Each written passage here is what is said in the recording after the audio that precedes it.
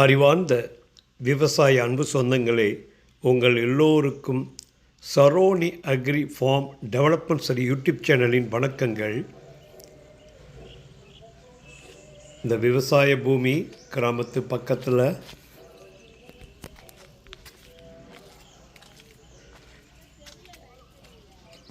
இந்த தெருவழியாக இந்த பாதையில் என்ட்ரன்ஸ் ஃப்ரண்டோடைய என்ட்ரன்ஸில் இருக்குது. மொத்தம் 4 ஏக்கர் 80 சென்ட்டு. இந்த ஓடை நம்ம இடத்துக்கு தென்பகுதியில் ஒரு பெரிய குளம் இருக்குது. அந்த குளத்துலேருந்து எக்ஸஸ் வாட்டர் ட்ரைன் ஆகி இந்த ஓடை வழியாக தான், சின்னது பெருசு இல்லை, சின்னதாக இந்த தண்ணி நேராக எங்கே போகுன்னா பின்னால் ஒரு காட்டாறு மாதிரி ஒரு சின்ன மினியேச்சர் ஒரு 30 ஆறு பண்ணிக்கிட்டு இருக்கிறேன் மேம். அந்த வழியாக தண்ணி ட்ரெயின் ஆகி போகும். நமக்கு தென்பகுதியில் கிராமம், வடப்பக்கம் நம்ம இடம். நம்ம வேலி மட்டும் தென்பக்கம் மட்டும் அந்த கிராமத்தை ஒட்டி உள்ள பகுதி மட்டும் போட வேண்டி இருக்கும். மேக்ஸிமம் ஒரு 80% வேலி போட்டாச்சு.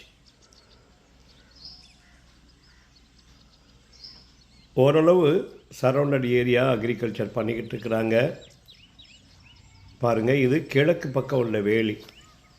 நல்ல செயின்லிங் போட்டிருக்கிறாங்க. நம்ம வேலி போட வேண்டியதில்லை.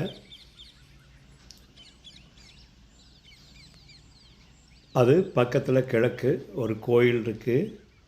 இது ஒரு பார்டர். வடப்பகுதியில் ஒரு எல் ஷேப்பில் லேண்ட் வரும்போது இந்த இடத்துல ஒரு வேலி.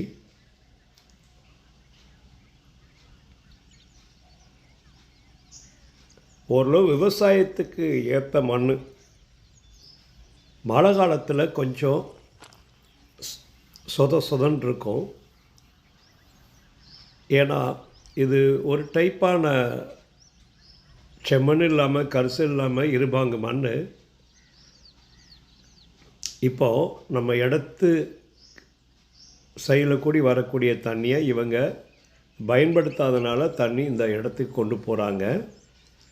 ஆனால் நம்ம இடத்துக்கு மேற்கு பகுதியில் மட்டும்தான் அந்த ட்ரைனேஜ் போகக்கூடிய தண்ணி போகக்கூடிய வழி.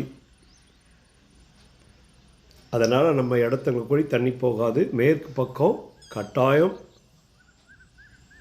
டோப்போ ஸ்கெட்சில் நீர்வழி பாதைன்னு சொல்லி கொடுத்துருக்குறாங்க. இது கிழக்கு பக்கத்தில் ஒரு சின்ன ஃபார்மு, கிணறு, இபி சர்வீஸோடு இருக்குது. சோலாரும் வச்சுருக்குறாங்க அடிஷ்னலாக. இந்த வேலி வடப்பகுதியில் இருக்குது. இந்த பாதை வடப்பகுதியில் கிராமத்துடைய பொது பாதையாக ஆறு இருக்குது. அந்த ஆற்றை ஒட்டி ஒரு வண்டி பாதை. இந்த பாதை தான் இது வருது. கொஞ்சம் பராமரிப்பு இல்லாமல் இருக்குது. தேவைப்பட்ட இதை பயன்படுத்திக்காங்க. இந்த ஆறு தான் நம்ம இடத்தோடைய வடக்கு பவுண்டரியில் இருக்குது. மழை காலத்தில், வெள்ளை காலத்தில் நல்லா செழிப்பாக தண்ணி போகும். இந்த அளவுக்கு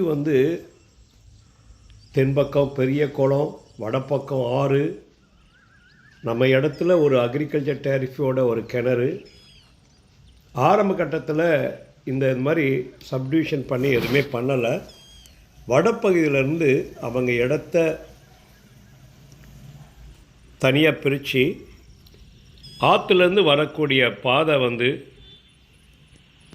புறம்போக்கு நிலம் எல்லோரும் பயன்படுத்தக்கூடிய வடப்பகுதி பாதை.